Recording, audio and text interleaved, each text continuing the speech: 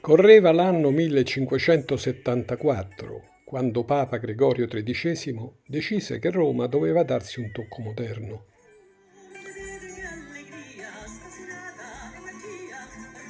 Apritemi una porta nuova, disse, più o meno così, e nacque Porta San Giovanni.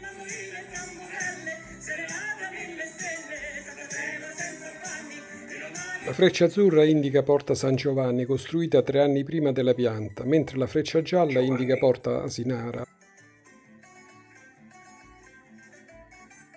La freccia rossa indica l'acqua mariana, la cosiddetta Marana. Il piccolo corso d'acqua entrava in città passando sotto Porta Metronia.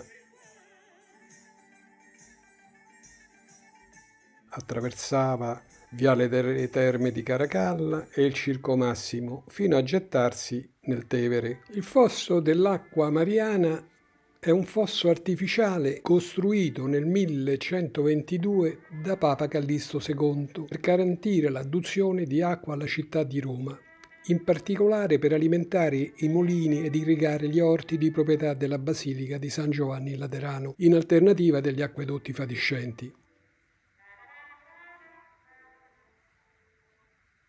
Con il termine Marrana, in dialetto romano Marana, vengono indicati nella città di Roma i fossi e i piccoli corsi d'acqua che attraversano il territorio urbano. Il termine sembra derivi da Ager, Maranus, zona nei pressi della via Appia dove scorreva, in parte scorre tuttora il fosso dell'acqua mariana. Per estensione la parola passò poi a indicare tutti i fossi romani.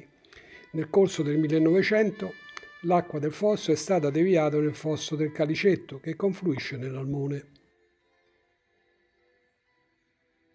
All'epoca erano ancora in piedi i fornici di un ramo secondario dell'Acqua Claudia, i cosiddetti archi neroniani, a destra della pianta che da Porta Maggiore raggiungevano la residenza imperiale sul Palatino.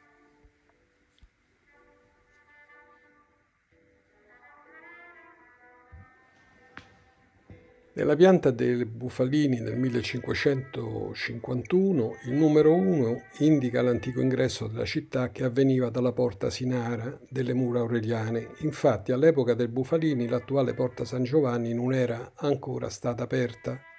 Ho detto era stata aperta nel 1574. La linea verde corrisponde alle mura aureliane. La leggera linea rossa delimita l'area del Patriarchio. Il numero 2 indica il portico di accesso al palazzo dove era la Scala di Pilato, poi denominato Scala Santa.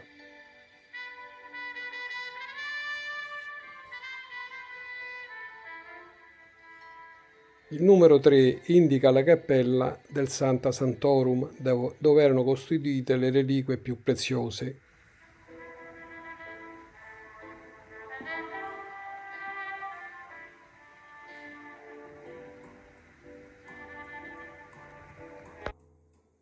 Il numero 4 indica la loggia delle benedizioni. Il quadrato rosso corrisponde al basamento della statua equestre di Marco Aurelio. La statua era stata spostata nel 1538, ma forse la base era ancora in loco negli anni in cui Bufalini disegnò la pianta. Il numero 5 indica il battistero prima delle demolizioni operate da Sisto V alla fine del secolo.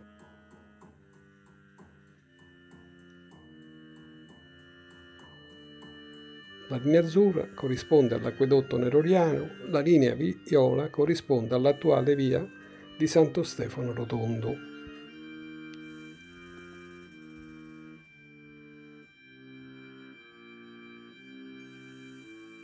Da San Giovanni. Lavoro firmato da Giacomo della Porta o forse da Giacomo del Duca. La tradizione popolare insiste sul primo nome. Si racconta morì nei pressi della porta per un'indigestione di meloni e cocomeri fatti durante una gita ai castelli. Ma guardatela bene, non pare l'ingresso di un palazzetto, niente torri, niente merli, solo eleganza. Era la nuova facciata della Roma rinascimentale, meno guerra, più stile.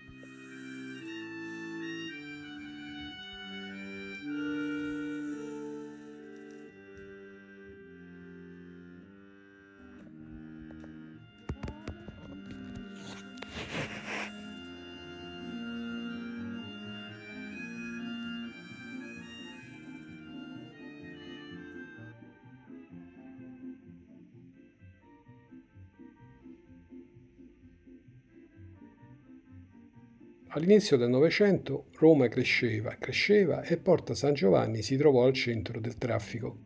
Si aprirono nuovi passaggi, si coprì un fosso e piano piano passò da dentro a fuori le mura.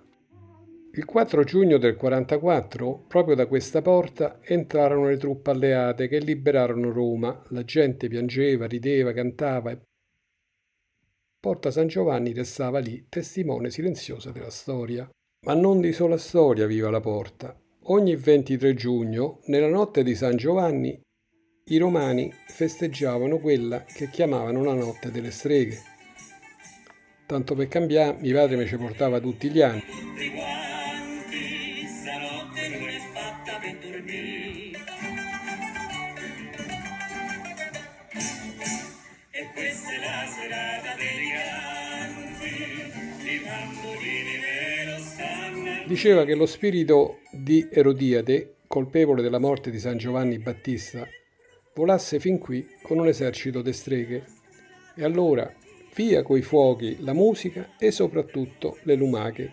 Sì, perché mangiarle serviva a scacciare la discordia e magari pure qualche suocera impicciona. Oggi, pur nel rumore infernale del traffico e delle macchine che corrono tutto il giorno, se ci vai di notte, quando Roma finalmente tace, Porta San Giovanni sembra parlarti. Ti racconta di papi, di soldati, di cocomeri e di streghe, perché Roma è così. Anche nel silenzio più breve, sotto ogni arco c'è sempre una storia che aspetta solo d'essere raccontata.